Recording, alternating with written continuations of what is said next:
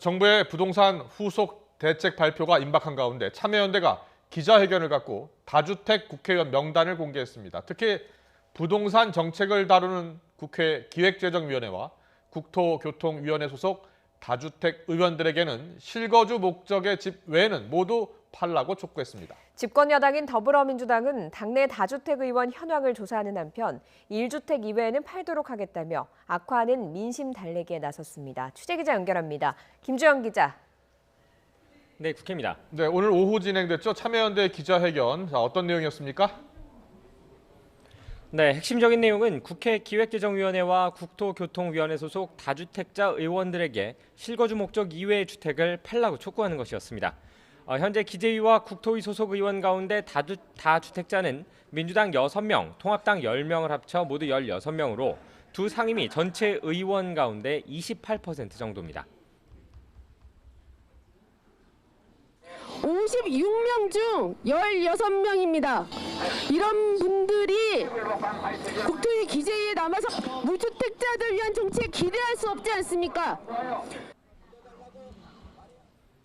참여연대는 이들이 법안을 만드는 과정에서 이해 충돌이 생길 수 있는 만큼 공정한 직무 수행을 보장하기 위해 집을 팔아야 한다고 강조했습니다. 만약 이들이 매각하지 않으려거든 부동산 정책을 담당하지 않는 다른 상임위로 이동해야 한다고 주장했습니다. 이와 함께 참여연대는 부동산 정책을 담당하는 국토부, 기재부 고위 공무원들도 이에 동참해야 한다는 입장을 분명히 했습니다. 네, 부동산 가격이 오르면서 사회적 불만이 커져가고 있습니다. 민주당도 연일 부동산 관련 발언을 내놓고 있죠.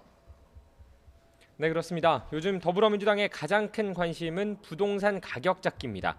오늘도 투기 근절, 부동산 안정화를 위한 대책을 언급했는데요. 민주당 김태년 원내대표는 아침 회의에서 조만간 당정 협의를 거쳐 다주택자와 투기성 주택 보유자에 대한 종부세 강화 법안 등 7월 국회에 우선 처리할 법안들을 발표하겠다고 밝혔습니다. 당내 다주택 의원들에 대한 방안도 제시했습니다. 이미 민주당은 의원 전수조사를 진행하고 있는데요. 여기에 더해 지난 총선 당시 후보자에게 받았던 실거주 외에 주택을 처분하겠다는 서약을 이른 시일 안에 실천하도록 하겠다고 말했습니다. 이해찬 대표 역시 아파트 양도 차익으로 터무니없는 돈을 벌 수 있다는 의식이 우리 사회에서 사라질 수 있도록 최선을 다하겠다고 강조했습니다. 미래통합당은 어떤 입장을 밝히고 있나요? 네, 현재 21대 국회에 입성한 통합당 의원 103명 가운데 40%를 차지하는 40%가 다주택 의원이라고 참여연대가 지적했는데요. 미래통합당 주호영 원내대표는 이 같은 비판에 대해 신중한 입장을 보였습니다. 일단 국토위와 기재위 소속 다주택 의원의 경우 이해 충돌 우려가 있는지 검토해 보겠다고 말했는데요. 그러면서도 강제로 집을 팔게 하는 건 헌법에 보장된 사유재산을 가질 자유에 어긋나는 것이라고 비판했습니다.